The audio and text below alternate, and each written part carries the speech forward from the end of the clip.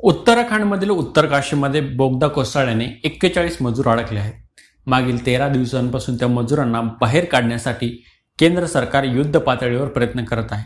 त्या मजुरांशी संवाद साधण्यासाठी आणि बोगद्यात साचलेला मलबा हटवण्यासाठी ग्राउंड पेनिट्रेटिंग रडार म्हणजे जीपीआर सिस्टीमची मदत घेतली आणि यामध्ये यश देखील आले.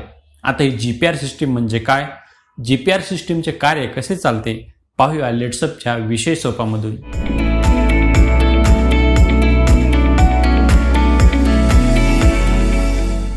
ग्राउंड पेनिट्रेटिंग रडार सिस्टीम ही जमिनीखाली दबलेली वस्तू 8 ते 10 मीटरपर्यंत शोधण्यासाठी वापरली जाते.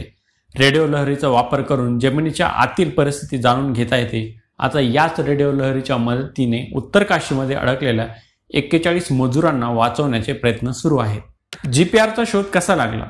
वॉल्टर स्टर्न यांनी 1929 मध्ये पहिले जीपीआर विकसित केले. ऑस्ट्रेलियातील हिमनदीची खोली मोजण्यासाठी त्यांनी जीपीआरचा वापर केला. जीपीआर मूलतः 1930 मध्ये हिमनदीची खोली मोजण्यासाठी विकसित करण्यात आले होते. 1960 मध्ये जीपीआर साठी हार्डवेअर तर 1970 मध्ये सॉफ्टवेअर विकसित करण्यात आले होते. यापूर्वी ही प्रक्रिया महाग होती, पण आता ती स्वस्त झाली आहे. जीपीआर रडार प्रणाली जमिनीच्या खाली खोलवर असलेली परिस्थितीची सहजपणे माहिती देतेच, पण त्याचे विश्लेषण करून फोटो तयार करते. वॉल्टर स्टर्नच्या आधी 1910 मध्ये गोटेल्फ लिंबच आणि हेनरिक लेव्ही यांनी जमिनीत दबलेली वस्तू शोधण्यासाठी रडार लहरीचा वापर केला होता. यासाठी त्यांनी पहिले पेटंट देखील सादर केले होते. मायक्रोवेव्ह लहरी कशा कार्य करतात? जीपीआर तंत्रज्ञान जमिनीच्या पृष्ठभागावर मायक्रोवेव्ह लहरी पाठवते. या लहरी वेगवेगळ्या विद्युत गुणधर्म असलेल्या भागात येतात. यानंतर यंत्रावर परत अशा प्रकारे परावर्तित होतात, ज्यामुळे जमिनीच्या खाली खोल असलेली वस्तू दिसू लागते.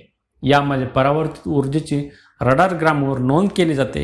ग्राउंड पेनिट्रेटिंग रडार 10 मेगाहर्ट्ज आणि 2.6 गिगाहर्ट्ज मधील मायक्रोवेव्ह रेंजमधील इलेक्ट्रोमॅग्नेटिक स्पेक्ट्रम वापरून उपसर्फेसच्या प्रतिमा तयार करते. मायक्रोवेव्ह लहरीमुळे उत्तरकाशीतील बोगद्यातील ढिगाऱ्याची काय स्थिती आहे, त्यात किती कामगार अडकले आहेत याचा शोध लागला. या आधारे बोगद्याचे खोदकाम केले जात आहे. त्यानुसार पाईप टाकून किंवा योग्य ठिकाणाहून मोकळी जागा निर्माण करून कामगारांना बाहेर काढण्याचे कार्य सुरू आहे. जीपीआर कशासाठी वापरला जातो? भूमिगत गोष्टीचे स्थान शोधण्यासाठी आणि नागरी संरचनाचे निरीक्षण करण्यासाठी. अमेरिका आणि युरोपमधील देशांमध्ये जमिनीखाली गाडलेल्या कबरी शोधण्यासाठी देखील हे तंत्रज्ञान वापरले जात आहे. हे मायक्रोवेव्ह बँडमध्ये ऊर्जा लहरी वापरते. याची वारंवारता 1 ते 1000 मेगाहर्ट्ज पर्यंत असते. जीपीआर साठी प्रामुख्याने 2 गोष्टीची आवश्यकता असते, एक ट्रान्समीटर आणि दुसरे रिसिव्हर अँटेना. कोणत्या वस्तू ओळखल्या जातात?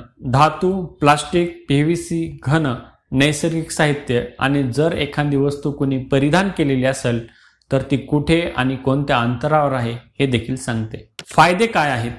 जीपीआर ही सर्वेक्षणाची अतिशय प्रभावी आणि उत्तम पद्धत आहे. कामगारांना जमीन किंवा डोंगर खोदण्यापूर्वी याची मदत होते. या डेटातून लगेच माहिती उपलब्ध होते आणि मोठ्या साईट क्षेत्र कव्हर करू शकते. डेटा प्रदान करण्यासाठी पृष्ठभागाची फक्त एक बाजू स्कॅन करणे आवश्यक आहे. कोणत्या ठिकाणी वापरता येऊ शकते? माती, खडक, बर्फ, पाणी, फुटपाथ आणि कॉन्क्रीट. हे किती खोलपर्यंत प्रभावी ठरते? जीपीआर सिग्नल 100 फूट म्हणजे 30 मीटर खोलीपर्यंत प्रभावी आहेत. तथापि ओलसर माती आणि इतर उच्च चालकता सामग्रीमध्ये जीपीआर तितकेसे प्रभावी नाही. आजच्या विषय सोपाची माहिती तुम्हाला कशी वाटली हे आम्हाला कमेंट करून नक्की कळवा आणि अशाच प्रकारचे व्हिडिओ पाहण्यासाठी लेट्सअपच्या यूट्यूब चॅनलला सबस्क्राईब करा आणि फेसबुक आणि इंस्टाग्रामवरती फॉलो करा.